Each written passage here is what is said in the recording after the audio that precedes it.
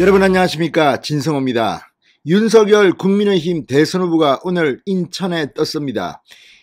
정말 윤석열 후보 체력도 좋습니다. 어제 밤늦게까지 TV 토론을 하고 끝난 뒤에 아마 정리도 하고 나름대로 TV 토론에 대한 이 당내 의견도 나눴을 텐데 오늘 일찍부터 인천으로 갔습니다.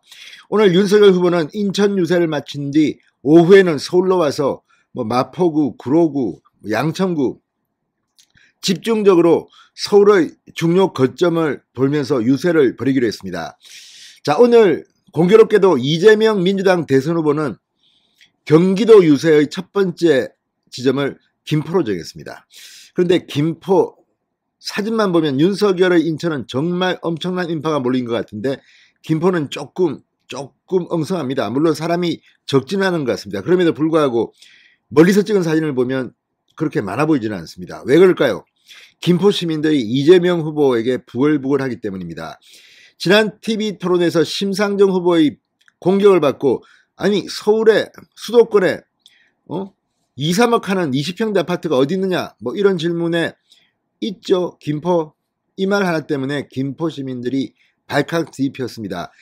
이 김포의 시민단체가 성명을 내고 규탄 성명을 발표하게 됐습니다. 아니 도대체 김포 아파트값 떨어뜨리기로 작정을 한 겁니까? 이런 비판이 나왔습니다.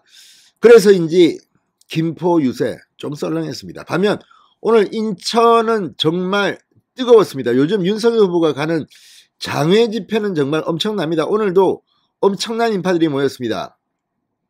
그런 가운데 윤석열 후보는 오늘 민주당의 과거, 이재명의 자격, 문재인의 무능 모두 싸잡아서 비판했습니다. 특히 우크라이나 침공 사태가 지금 전 세계의 관심을 집중하고 있는 가운데 어제 이재명 후보가 마치 우크라이나가 러시아에 빌미를 줘서 침공을 당했다는 식으로 말하면서 지금 인터넷 커뮤니티 SNS가 난리가 났습니다. 도대체 이재명은 이완용이냐 뭐냐? 이완용이 일본한테 우리가 기를 죽여야 되는데 일본에게 빌미를 준, 일본의 줄을 안 선 그것 때문에 우리가 나라를 뺏겼느냐? 대화로 풀자. 평화가 어쩌니 저쩌니 하는 이완용과 이재명이 뭐가 다르냐? 이런 비판이 지금 올라오고 있습니다. 어제 윤석열 후보가 TV 토론에서 분명히 말했습니다. 종이와 잉크만 가지고 안 된다고. 정말 전쟁 나가지고 저기서 미사일 쏘고 하는데 우리는 종이 잉크 막 흔들면서 이거로 막자. 안 됩니다. 이순신 장군이 목숨으로서 나라를 지킨 이유가 뭐겠습니까? 협상 이런 거. 자, 이 처칠 영국 수상의 전기 영화라든지 이런 걸 보면 다 나옵니다. 히틀러가 얼마나 거짓말을 했는지 평화하다가 결국 처칠이 총대 맨 거 아닙니까?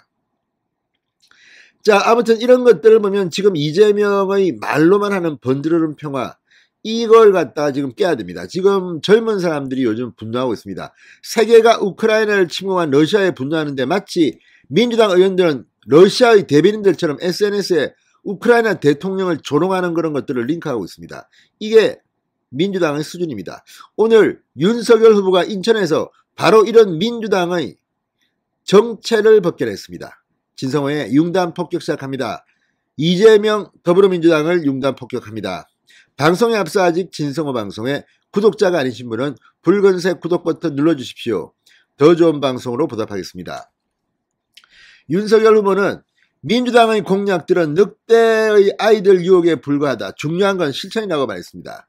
민주당의 5년 모든 문제를 완벽하게 실패했다. 부동산이든 뭐든 문재인 대통령을 정면 비판했습니다.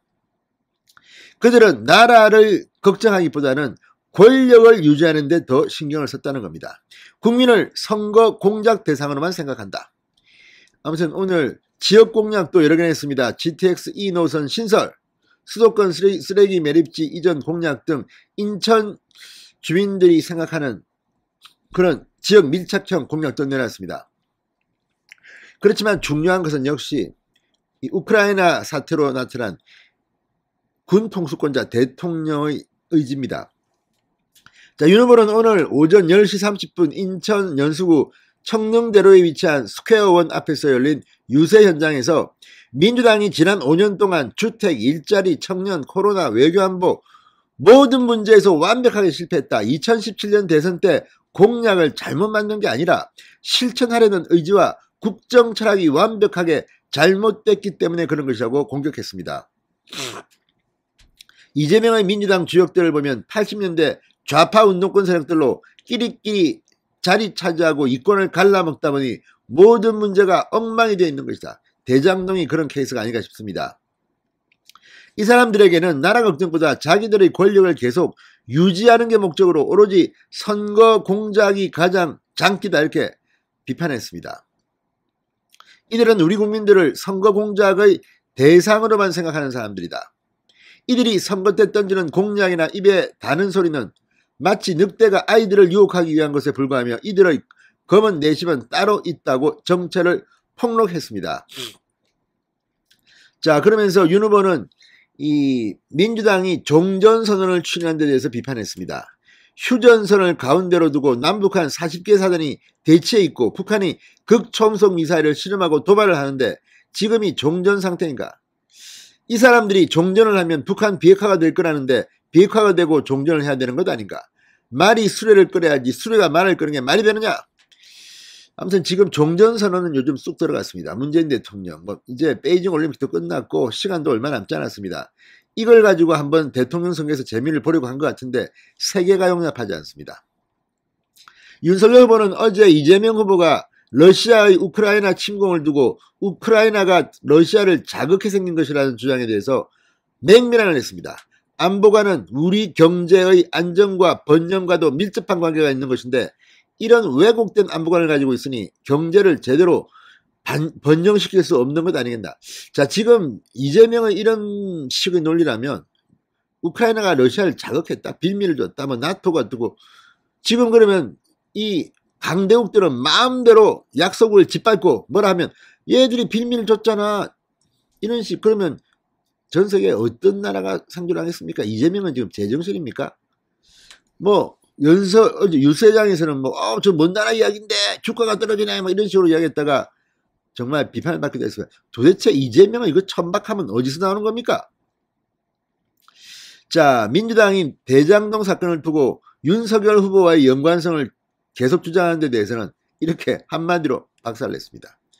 내가 성남시장을 했느냐, 경기도 지사를 했느냐, 내가 뭐 관용카드를 가지고 초밥 30인분을 먹었느냐. 이제 30인분까지 나왔습니다. 자, 오늘 현장에 모인 인천 시민들을 위해 첨단 의료 복합단지 지정, K-바이오 헬스밸리 육성, 경인선 철도 건설 및 경인고속도로 지하화, GTX-E 노선 신설 등 굉장히 많은 공약도 내놨습니다. 자, 오늘 연수구 유세 현장에는 윤석열 후보가 도착하기 전에 이준석 대표가 먼저 나와서 바람을 잡았습니다. 이 합동 유세를 하면서 윤석열 후보가 이준석 대표가 연설할 때 도착했다고 합니다. 이준석 대표는 윤석열 후보가 자영업자와 소상공인들을 위해서 백신 패스 폐지와 24시간 영업시간 보장 등을 공약한 것을 적극 홍보했습니다. 이거 중요합니다. 왜냐하면 지금 여론조사 지지율이 조금 차이가 좁혀진 이유 중에 하나가 단일화 이런 게 아니라 지금 돈이 막 나와요. 돈이. 1인당 3만원 자영업자들한테 지금 돈이 지급되고 있습니다. 자영업자층의 지지율이 조금 이재명 후보가 좀 많이 올라왔다는 그런 이야기가 있습니다. 이걸 보면 역시 돈 뿌리는 거 민주당 정권 선수입니다. 자, 그래서 자영업자들을 위해서 정말 고민하고 있는 사람은 윤석열이라는 걸 갖다가 지금 이준석이 이야기하고 있는 겁니다. 소상공인 자영업자를 위한 백신 패스 폐지 24시간 영업시간 보장 이거 빨리빨리 알려야 될 것 같습니다. 자, 어쨌든 이제 선거가 열흘 몇 밖에 남지 않았습니다. 마지막까지 끝까지 긴장을 늦추면 안 되겠습니다. 진성호의 윤강 폭격이었습니다. 여러분 감사합니다.